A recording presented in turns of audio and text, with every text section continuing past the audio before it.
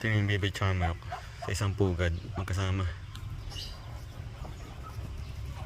Ito rin magkasama. Nakapisa sila ng maraming sisiw. Ayan, oh. Ano kaya yan? Paano nila pagkahatiin yung mga anak nila?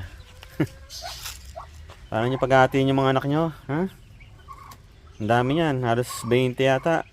3, 6, 9, 12, 15, 18.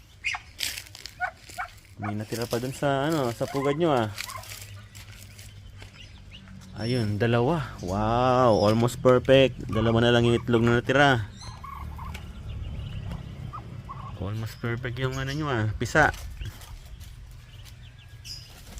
Perfect. Almost.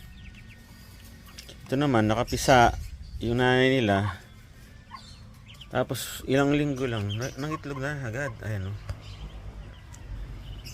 Dami agad ng itlog niya. Nasa 2, 4, 6, 8, 10.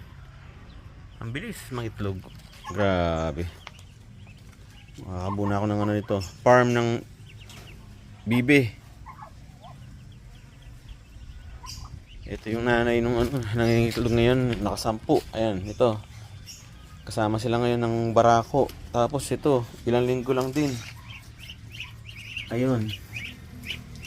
Yung mga anak na yan ay yung nanay. Ayun, yung nanay. Nandito sa pugad. Kasama yung manok.